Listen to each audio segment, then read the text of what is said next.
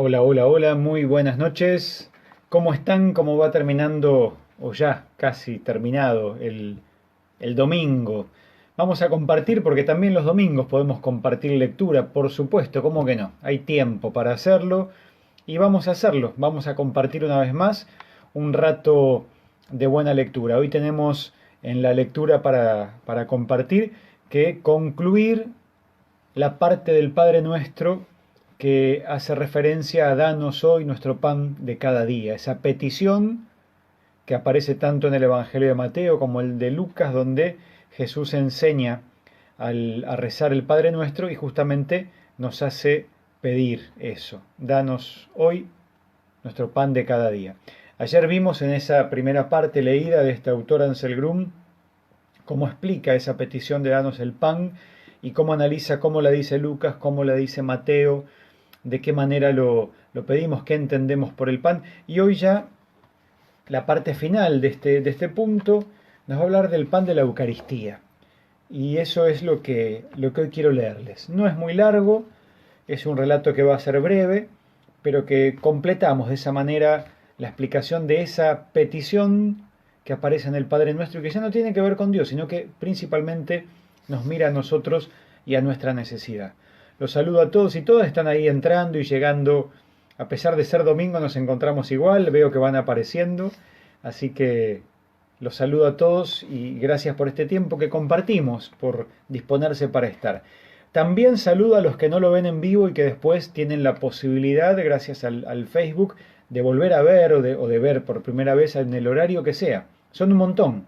Me doy cuenta por los comentarios y los saludos que aparecen posteriormente. Bueno, saludos a todos. Seguimos entonces con Ansel Grum y esta lectura. A ver si quedó también en... Ahí está. Ya estamos en simultáneo entonces también con parroquia. Esta lectura de El Padre Nuestro. Danos hoy nuestro pan de cada día, el pan de la Eucaristía.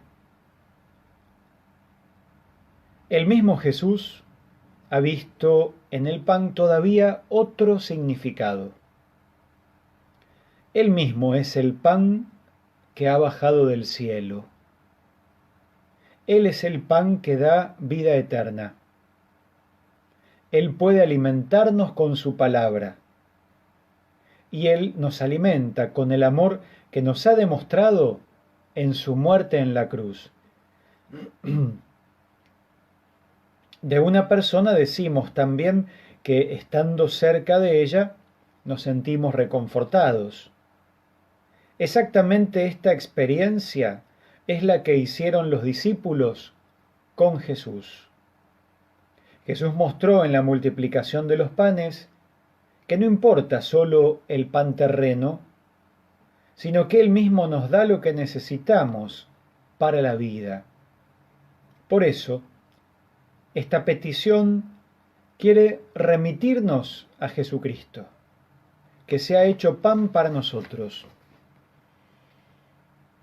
Esto se hace realidad en la celebración de la Eucaristía.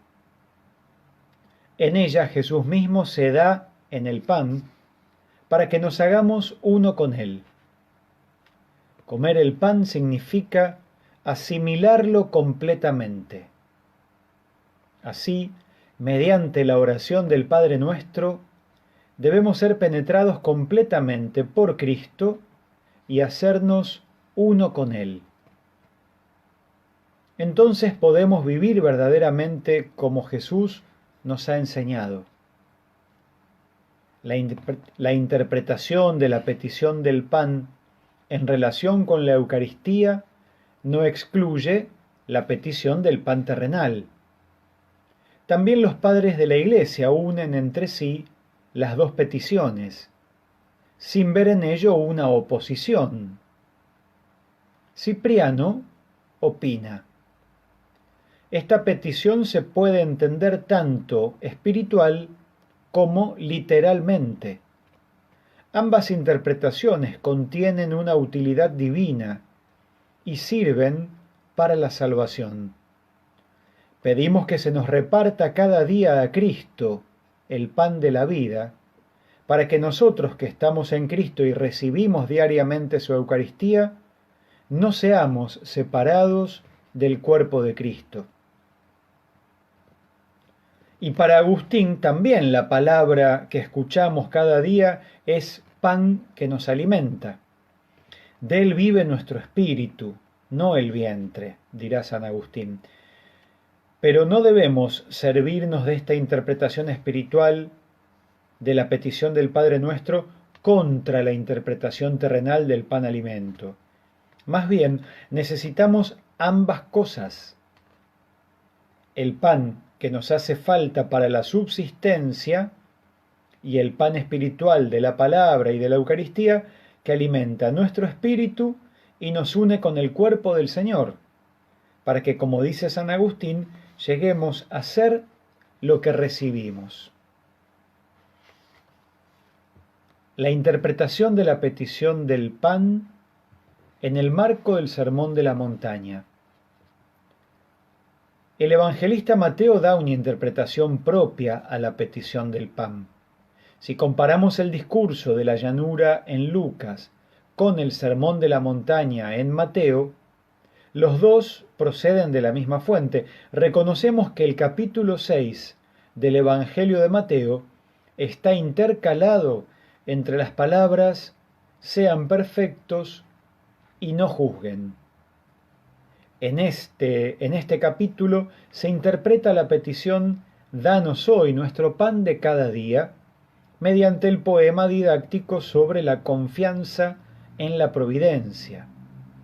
Debemos pedir nuestro pan cotidiano con la confianza de que Dios cuida de nosotros. No debemos pedir con angustia.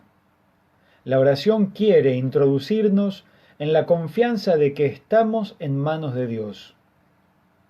Por eso, no debemos acumular tesoros. Tampoco debemos pedir a Dios que nuestro patrimonio económico crezca cada vez más. Antes bien, necesitamos libertad interior. Lo que ha de importarnos es el tesoro en el cielo, donde no hay polilla, ni herrumbre que consuma, ni ladrones que perforen y roben.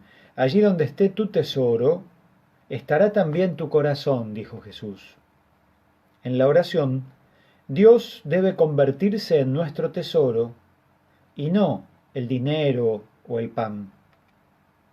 Jesús nos invita a pedir nuestro pan cotidiano. Sin embargo, relativiza al mismo tiempo la preocupación por la subsistencia. En el poema didáctico Jesús nos remite a los pájaros del cielo, a los lirios del campo. Él quiere enderezar los criterios que determinan nuestra vida. No debe movernos la preocupación por el alimento y el vestido, sino la preocupación por el reino de Dios.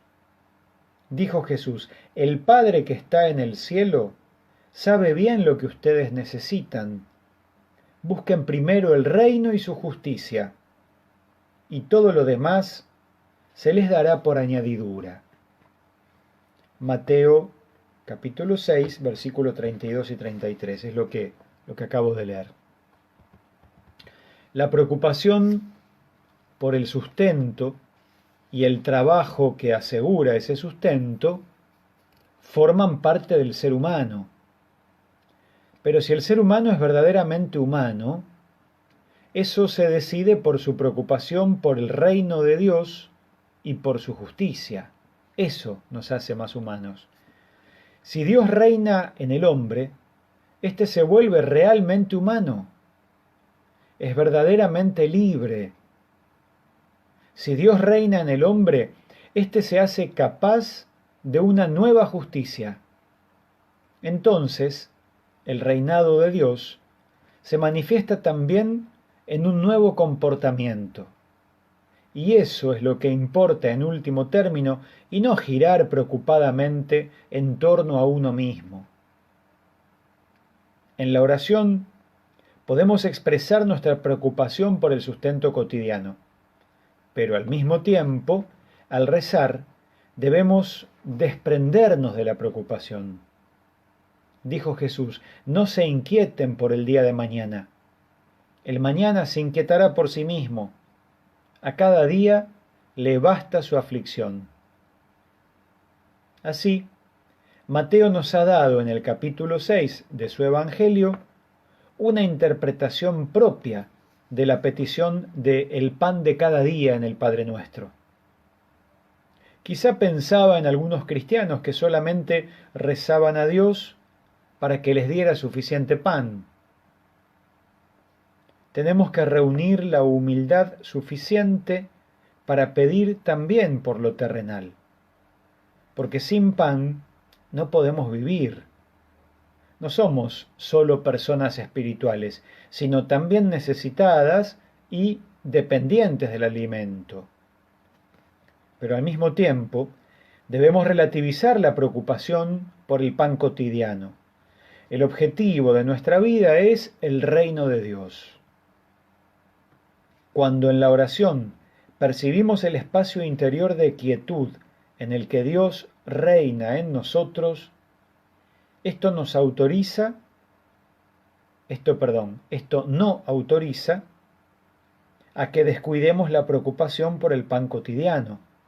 Pero lo cierto es que esa preocupación pierde su urgencia. Cuando Dios reina en nosotros, hacemos la experiencia que Teresa de Ávila expresó en las famosas palabras: solo Dios basta. Hasta aquí hoy, y concluimos entonces de esta manera la explicación, el relato que hace Ansel Grum al detallar el Padre Nuestro cuando explica concretamente la petición: danos hoy nuestro pan de cada día. Quiero compartir con ustedes dos cosas que me vienen a la cabeza, que me venían hoy sobre todo al leer esto. Primero, el pan terreno, la subsistencia del alimento. Estamos en tiempos especiales donde con este aislamiento por la pandemia muchos han tenido que dejar de trabajar, no han podido hacerlo, no pueden o han perdido sus trabajos. Ha habido una respuesta, por lo menos aquí en la zona donde nosotros nos movemos, en Claypole, que ha sido maravillosa en generosidad. Yo creo que Jesús, si estuviera en carne y hueso caminando aquí por nuestras esquinas, estaría en esas ollas populares, esas ollitas que van surgiendo por todos lados, ayudando, estaría ahí, acompañando, sin duda. O también cuando armamos los bolsones de mercadería que semanalmente entregamos en los hogares de las familias. Ha habido mucha generosidad de gente que colabora con dinero, con mercadería, vecinos que espontáneamente se juntan y arman las ollas en las esquinas y brindan y avisan con papelitos pegados en los postes y en los negocios qué día y a qué hora hay olla, vení con tu plato, vení con tu tupper, lleva para tu casa. Es maravilloso, es maravilloso. Y esto habla de una comunidad, un pueblo atento a sus hermanos, o que quizás con la humildad de decir, bueno, yo pasé en algún momento algo parecido, o puedo llegar a pasar algo parecido, lo mejor que quiero es la respuesta comunitaria, y sumarse a esto es hermoso. Sepan que desde nuestra parroquia Sagrado Corazón, allá por abril, cuando empezó este tema del aislamiento, empezamos con un plan de alimentación de emergencia, y hoy por hoy, ya habiendo pasado más de 4 meses, estamos entregándole un bolsón o una caja, depende cómo se arme, de mercadería por semana, o sea, la mercadería para una semana entera, a 625 personas. Esto es un poco más de 140 y pico de familias, pero están contabilizadas. De nuestras comunidades, las que están en mayor, con barriadas en mayor situación de escasez, ahí es donde está destinado todo esto. Desde abril hasta ahora, si podemos sacar la cuenta cuántas semanas hubo desde abril hasta ahora y multiplicarlo por 625, esas son la cantidad de bolsas y cajas de mercadería que se ha entregado. Alguna donada, pero la mayoría comprada, porque gente donó dinero para poder comprarla. Eso nos permite elegir qué compramos, qué marca, en qué cantidad. Así que el pan que es sustento se comparte cuando hace falta, justamente. Y también la otra reflexión, esta es una, la otra es con respecto a este pan de alimento espiritual o el pan de la Eucaristía que es Jesús. Muchos de ustedes, los que son más asiduos a la misa, a la Eucaristía, están sufriendo no poder comulgar desde abril. Para muchos por ahí no les afecta tanto porque no lo hacían comúnmente, porque no iban a misa, porque no comulgaban, o apenas habían empezado, pero hay mucha gente, sobre todo todos estos que están colaborando en tanta tarea, que entienden perfectamente lo que es la Eucaristía, que han vivido de la Eucaristía mucho tiempo fortaleciendo sus almas y que ahora están privados de esto y sufren. No cambia nada lo que voy a decir de lo que estén sufriendo. Sé que falta menos tiempo para poder celebrar la Eucaristía de vuelta, pero los sacerdotes también sufrimos al no poder darles la Eucaristía. Sabemos lo que significa para cada comunidad. Y lo sabemos porque lo hemos hablado un montón de sacerdotes de Don Orione, pero también diocesanos aquí en la zona, las ganas que tenemos de abrir el templo y poder decir un día, bueno, mañana sí celebramos la misa y no lo podemos hacer. No lo podemos hacer porque no está permitido, pero aparte porque sería irresponsable quizás también. Entonces ya llegará el momento. Acompañamos este sufrimiento que está teniendo la comunidad que quiere alimentarse de la Eucaristía y no lo está pudiendo hacer, más que espiritualmente, pero no en lo concreto de comer el cuerpo de Cristo. Y como sacerdotes también lo sufrimos. Para nosotros hacer una misa y hacerla solos, por supuesto, recibimos a Jesús y eso sin duda que es un regalo enorme y lo agradecemos, pero no es lo mismo que darlo, que compartirlo en comunidad, que explicar la palabra, que rezar juntos. Falta menos. Sigamos pidiéndole con confianza a Dios, que Él sí sabe en qué momento esto se resuelve y se termina, que nos siga sosteniendo a todos. Que descansen, buenas noches, continuamos mañana con la buena lectura.